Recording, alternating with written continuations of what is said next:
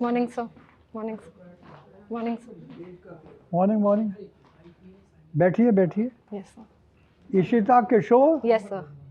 Optional political science and international relations Yes, sir. You belong to Secunderabad Hyderabad Yes, sir. My birth was over there. Okay now where are you located So my current residence is in Greater Noida, Uttar Pradesh. Okay how come So actually my father was in the Indian Air Force. So during my birth he was posted in Secunderabad in Telangana. And after his demise, Greater Noida.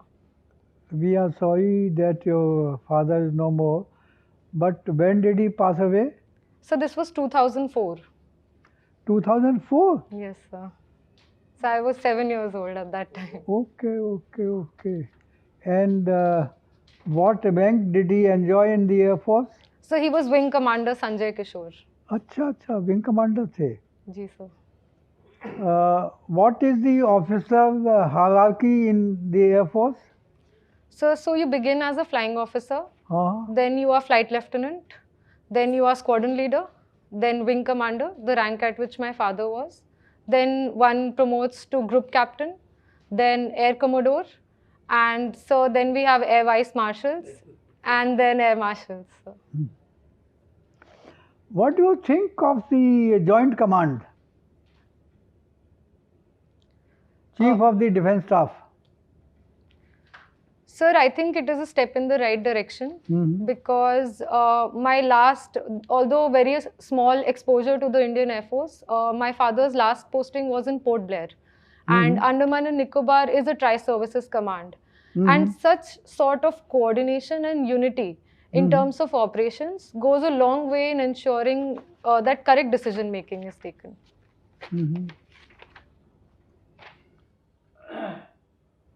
You did your high school from the Air Force Bal Bharati School. ये जो Khan Lodi market के Road. पास है Yes, sir. अच्छा अच्छा and you did your +2 from the same institution. Yes, sir. Then you did your BA honors political science, Indian economy, political science, development theory and public economics, macroeconomics from the SRCC. Yes, sir. Tell us something about SRCC, So, Sriram College of Commerce. Yes, sir. So, the Shriram College of Commerce is one of the foremost institutes in India. It comes under the Delhi University and it is very famous among people because of its record placements.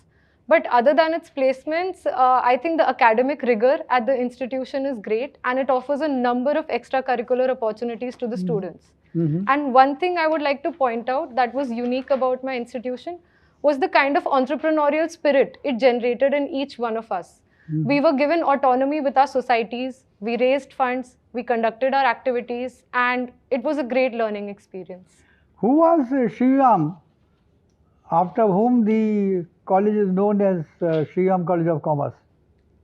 Sir, it is known after Lala Shriram, and he was an industrialist. And at that time in 1927, he had set this college up in Daryaganj. And later it moved to Maurice Nagar in Delhi University. What sort of India do you envision in 2047? Economically, socially, politically, militarily, and technology-wise. What sort of India would there be in 2047? Sir, to begin with, if there is one point I want to start with, I envision an India in 2047 where women are doing well socially and women have equal opportunities, whether in the services, whether in the private sector or in terms of startups. Any sector, women should have equal opportunities socially. Sir, economically, while the short-term dream is of a 5 trillion economy, I envision India to increase its share in the global trade by 2047. So politically, India's civilizational culture can be taken a long way and it can spread the message of not just peace, but also a sense of fraternity and brotherhood, which is also the theme of G20, which is Vasudev Kutumbakam, that the whole world is one family. So technologically, India is upping its operations, and by 2047, I envision India to be a state of the art, to have state of the art technology, whether militarily, whether in Fine, Ishita, cybersecurity. fine. What are your views on marital rape?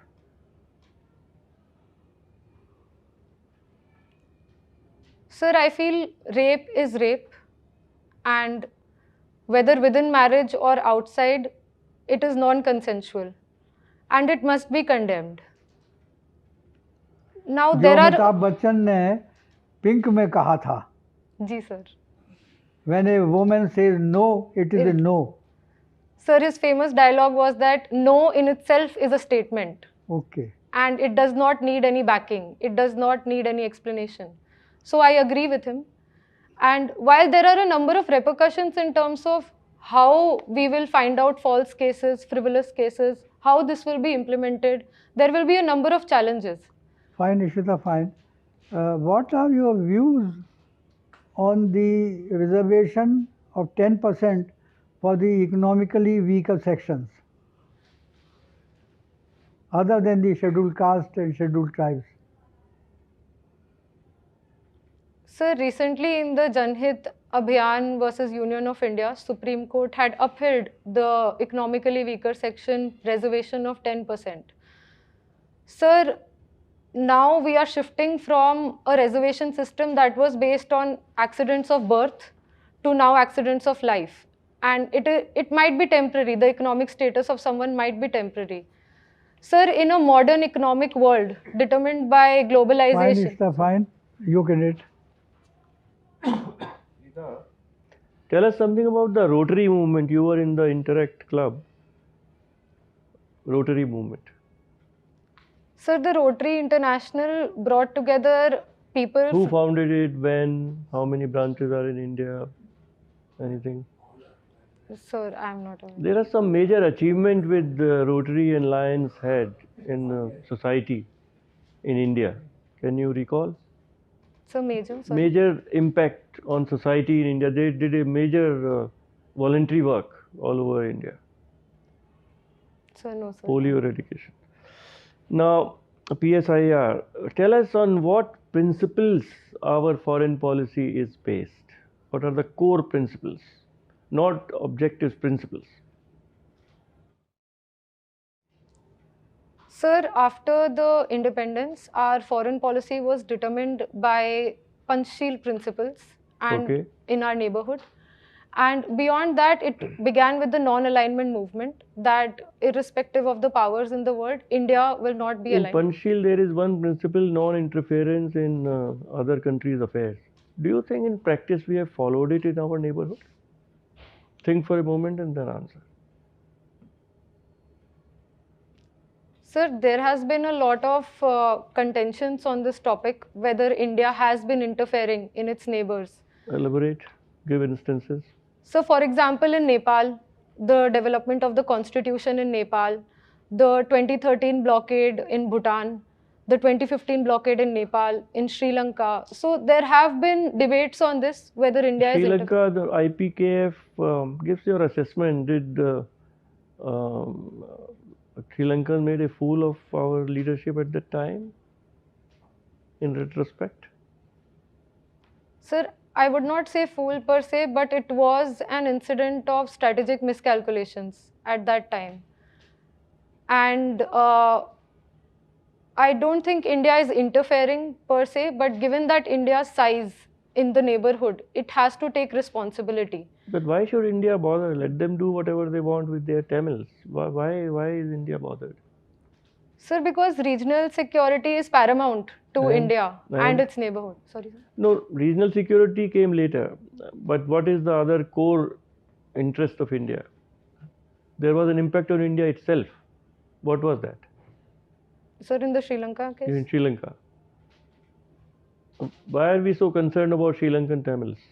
Sir, because it has a domestic psychological impact in Tamil Nadu, and people there are psychologically linked with the Tamils in Sri Lanka and want welfare and justice for them. So it becomes a domestic political issue for India. Do you think these assassins of Rajiv Gandhi should have been pardoned by the Supreme Court and on the advice of the Tamil Nadu government? Sir, I think that in any modern democracy, the idea of prisons is reform. And even as Gandhiji had held that modern prisons will be the, the schools for reforming the minds of the people. So it is. But there is capital punishment in India. It is because of it is in our constitution, in our law, and everything. So don't go in the fundamental principles that when there is capital punishment, the people who assassinated a prime minister of India, should they be pardoned for some whatever reasons? Sir, By even the in same logic, the rapists of Bilkis Banu also should not have been released. Fine, it's a fine. Ishita, you graduated in 2017. yes, sir. So what you are doing after that? So after my graduation, I started working in risk consulting in Ernst and Young for 2 years, and thereafter I started my preparation for the civil services examination. I see. Okay. This is my third attempt. Okay. And last time you couldn't come up to interview. No, sir. This is the first time I gave mains Okay. and qualified mains. Okay. You were, you are related with 3 states actually. Your mother, father from Bihar, you are now in Greater Noida, Yes. UP, and you born in Telangana. So can you compare the 3 states? What are the political issues, social issue, economic issue of the 3 states? And where you would like to live, finally, suppose you give a chance. Sir, starting with Uttar Pradesh, it is now becoming the powerhouse of Indian economy. It contributes 8% to India's GDP. But compared to Telangana, it has a very low per capita income. Sir, both UP and Bihar, being in the alluvial region, don't have access to as many resources, mineral resources, as Telangana does. Sir, Telangana is also home to Hyderabad, which is one of the IT hubs of our country and attracts a lot of investment. Whereas UP and Bihar do not have such a powerful center for attracting investments. Sir, culturally, while UP and Bihar are similar, though not same, they are similar. Telangana has a different history in terms of their political struggle, in terms of their separation with Andhra Pradesh, and now their strive for development. Now, Bihar and Uttar Pradesh, they are facing one problem, that is flooding every year. So, what you will do, suppose you are a district magistrate in Madhubani district, or maybe Bagh district, or what you will do there in Bihar, to minimize the impact of flood? Sir, as the district magistrate, I would divide my plan of action into 3 areas. I would take some immediate steps. That would be, firstly, that people should be aware. These floods are not a surprise anymore. They are periodic. They can be expected and predicted during certain seasons. So people should be prepared. And for that, I will take some preventive measures like awareness programs and to equip the people. Sir, in the medium term, I will try to build some embankments, because since the rivers are changing course very fast, so annually or periodically, these embankments also have to shift course. So this will be in the medium term. And do you know the Sindai framework? yes, What is that? And in which year it was enacted? sir, I cannot recall the year, but Sendai framework was signed in Japan under the United Nations Disaster Risk Reduction Program, and it issues certain guidelines and principles on how disaster So management. what are these 4 priorities? Yes, it is having some priorities and goals, not guidelines. Yes, sir. So what are the priorities? 4 priorities are there.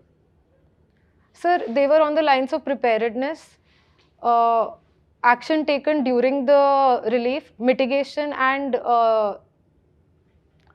In 15th Finance Commission, there is something new came for disaster management. Do you know that? What is that? Sir, forest and ecology were given a weightage. Disaster management. Fine, Ishita, fine. आप पूछे. Okay.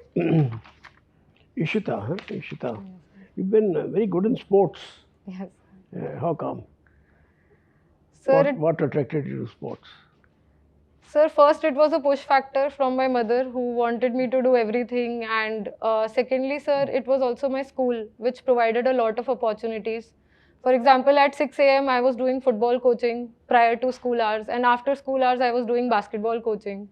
So I was very active, and I started loving it so much that I could not let go of it despite having my boards exam also. So till the last day I have played sports. Okay, you think in India the pressure on children from the parents to perform extremely well is too much? Is it good for the kids? Sir, I agree that Indian parents can get a bit competitive when it comes to their children, and they seek a lot of pride in what their children are doing.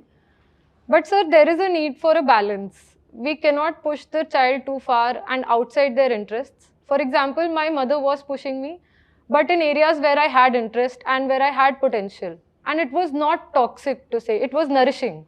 It was encouraging. So there must be a golden balance between the push and taking a step back. Do you think your armed forces background has contributed to nurturing of your personality better than if it would have been a civilian affair? Sir, as a child of an armed forces personnel, I am very proud of my heritage, and I completely agree that it has shaped my personality and it has shaped the kind of upbringing I will have and the activities that I will undertake. What do you think about the new reforms in armed forces recruitment, Agniveer and Agnipath? What are your views on this? Sir, the Agniveer, which is a tour of duty format for short-term recruitment, sir, with the larger picture, it is a step in the right direction because all modern nations and modern armies like United States have a similar pattern. And this will also reduce not just the burden of the social security on the public exchequer, but also will reduce the average age in the armed forces.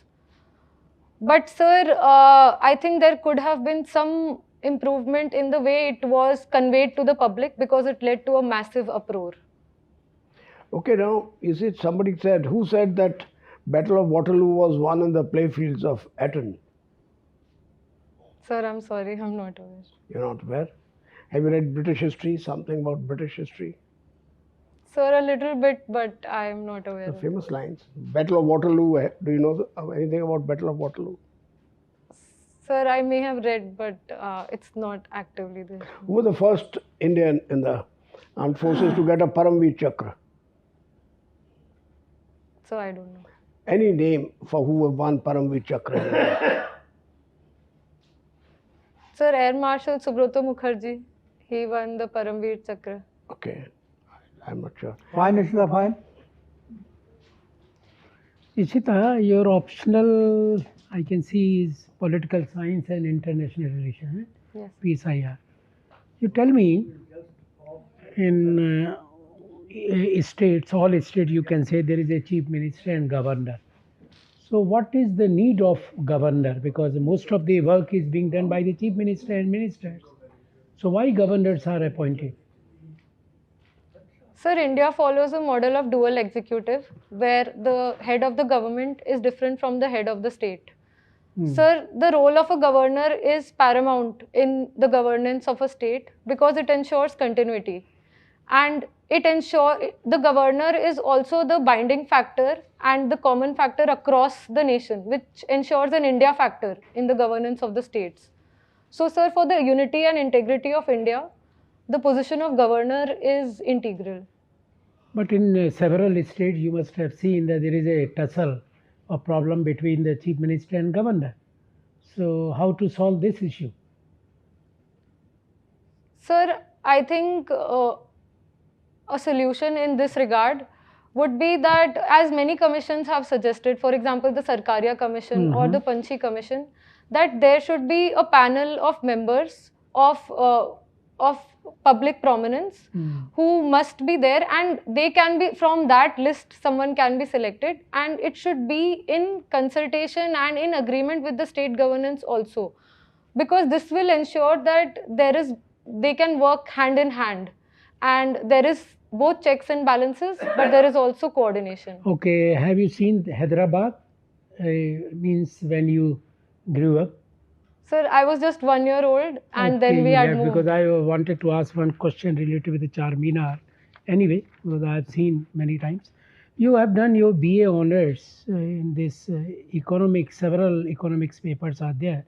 So what are the factors which really control Indian economy? Any 2-3 factors, not full paper, you should discuss. Sir, in the macroeconomic scenario, the factors which control No, the Indian microeconomy you have written separately. Indian economy, microeconomic, macroeconomics, I understand. But what is this, public economics? You have written, that is a separate paper? Yes, sir. So what do you mean by the public economics? So, public economics centers around the distribution of resources in a society and how the taxation system must function to cater to the society. So that is not under micro or macroeconomics. Sir, micro and macro form the foundational basis on which these subjects are studied, and on those theories we understand how public economics works. Okay. For what theory Abhijit Banerjee got the Nobel Prize in economics? Any 2 points? Sir, it was the randomized control trials, and sir, they created groups of people and analyzed their responses with certain incentives. So this is also helpful in public economics. Okay, you name any 2 women in India, powerful women, maybe IAS, IPS, which have impressed you, mentioning their main 1 or 2 contributions. So can I take a moment? Yes, because you are going to join civil services. Yes, sir. And being woman, you should know at least some of these role models, or you can consider them as your role models.